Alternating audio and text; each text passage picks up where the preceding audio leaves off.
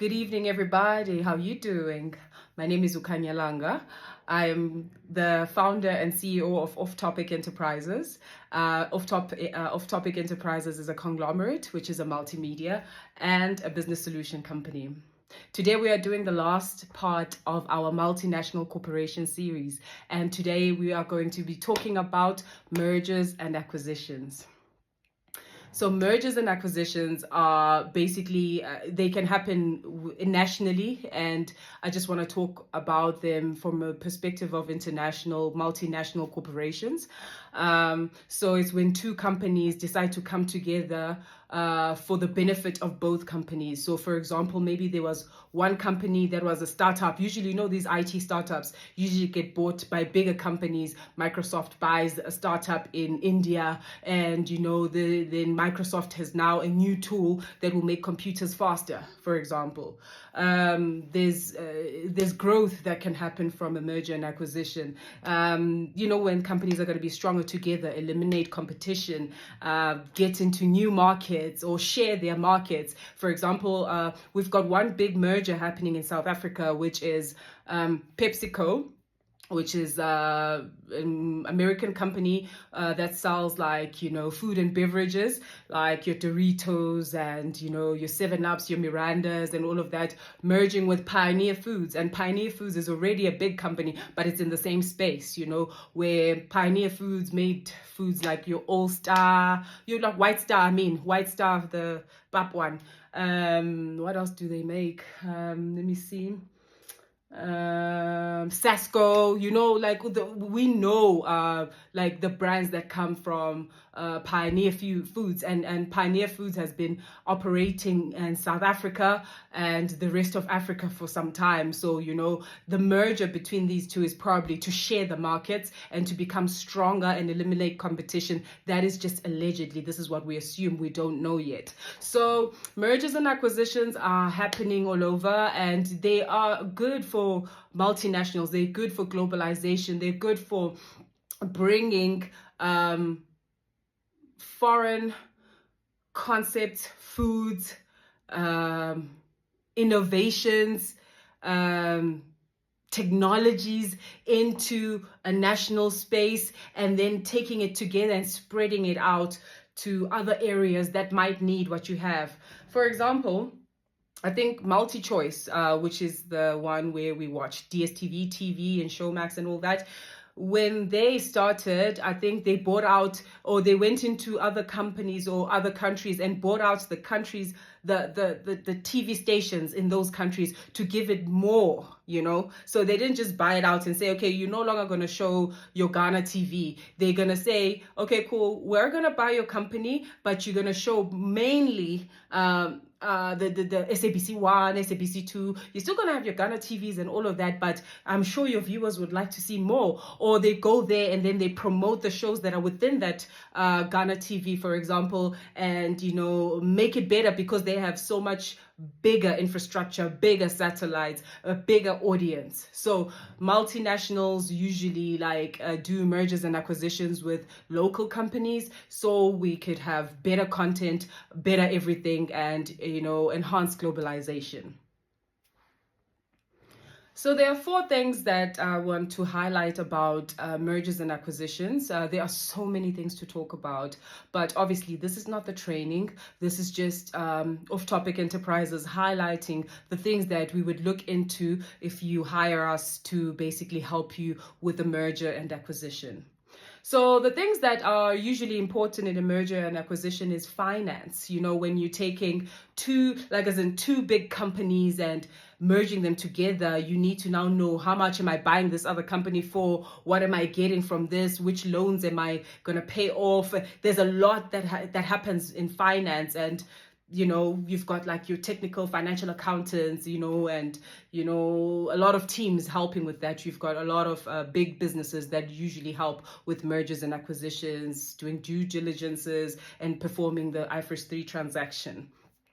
Now, we've also got IT, so this big company comes to another company and we need to decide which IT systems are we going to use. Maybe the other one used to use Cispro and the other one uses SAP, and there's got to be an integration of systems. The systems need to speak to each other, so there's a lot that goes on in there, and these can be handled by IT teams, by leadership in the business, the IT steering committees, and there's usually a way to deal with this. Yes. Okay. And then there's training. So now, because there's this new merger, the companies will then, put the boards together, come up with training material to say, okay, guys, we have now changed. We are no longer, for example, you remember when Seasons Aluba merged with Grant Thornton, it was a bit of a long name. I feel like they should have found like a SNGGT. Okay, I don't know if they did it, but it was so long to pronounce it, like Seasons Aluba and Goboto and Grant Thornton, But anyways, when they do merge, so now there's going to be a training to say, okay, guys, this is the system maybe that was used, maybe these are the standards that we used, or maybe this is how we documented our work, but this is now how we're going to do it going forward. This is just speculation.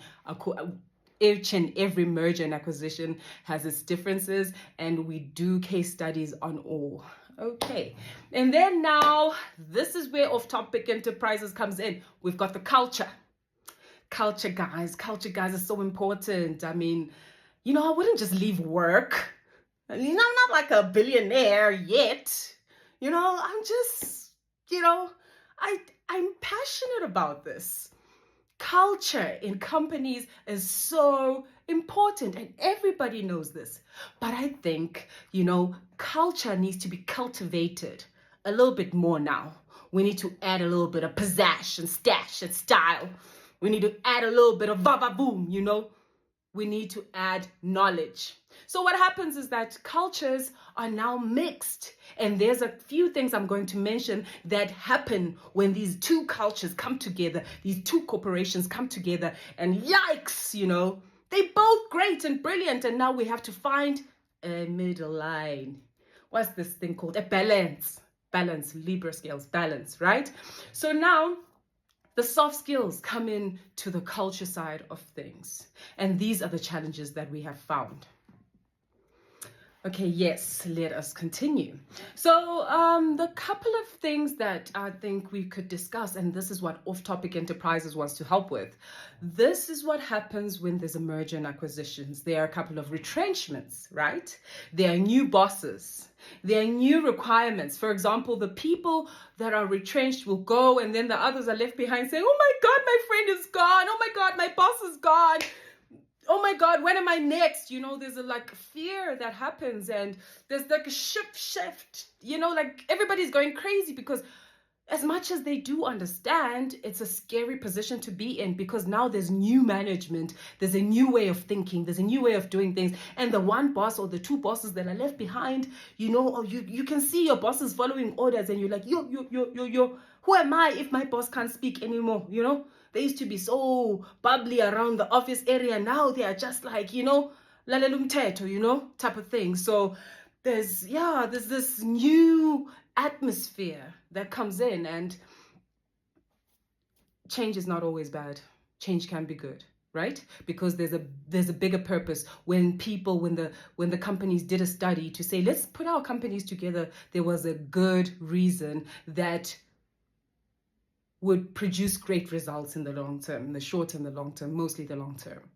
Okay, cool. So then, for example, the people that are left behind, for example, let's say both companies had a marketing director. Now they need to choose how are they gonna put their team together, who's going to be the main marketing people. Do you get what I'm saying? So there are those that get retrenched, there are those that stay behind, and the ones that stay behind, maybe they stay behind because of their strength, their abilities, their skills, their experience, but now they're going to be given sort of a new job description. There's a lot of changes, now their employment contracts are no longer going to be like, hey, I was signed to Pioneer Foods. Maybe it's now going to be like Pioneer PepsiCo. Do you get what I'm saying? This is an example. This is not what has happened. I'm just saying, Wuti, there's a lot of changes that come in now where people need to look at their lives really, really, really clearly and say, hey, Am I in the right place? Am I going to be able to handle this change? And I mean, there's a lot of resistance. Yes, I wanted to talk about resistance. There's a lot of resistance to change. That's just human nature. You know, back in the days when people were like offering the Bible to people, they used to hit them, like bash them and hit them. Bah, take this Bible, you. Take Jesus. Take Jesus. You know? So that's why you could easily take Jesus. So just be like, yo, I'm scared. I'm not gonna, yeah. But now, obviously, there's a lot of laws and regulations that are against companies beating people. You know, can't beat people to take a new strategy or a new way of thinking. You know, you've got to like soft skills them into it, you know. So that's where we come in as off-topic enterprises. We would love to help you. This is our heart. This is where we come. So yes, there's resistance. I mean, like things like language change, like language and nuances. Like when a company is comfortable and their people are comfortable, there's a certain way they speak to each other, like, hey babe, let's go to the kitchen. And because they've been doing this for over 20 years, everybody understands. But now there's a new feel, new atmosphere, new people that have come into the company. And now if you're like, hey babe, they're like, I'm sorry, what?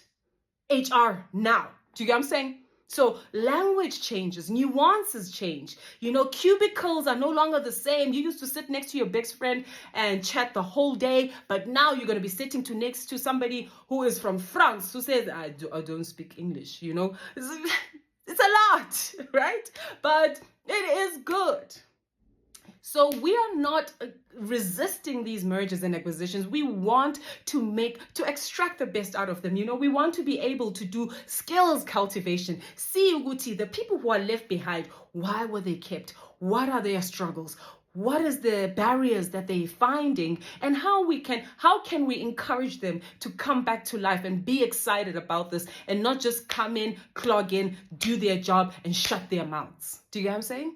We want to bring out the best in people and then have them do the best for companies so that everybody wins. Yes? So yeah, ultimately, soft skills, off-topic soft skills development, leadership training, and, you know, emotional intelligence in the workplace wants to bring balance and peace. Balance and peace. Can you believe that a workplace can have peace? I say try me on that. Try us. See what we can do. Yeah? Okay. This has been a really great series. I hope you guys enjoyed it as much as I did. I look forward to all the other things we will explore together.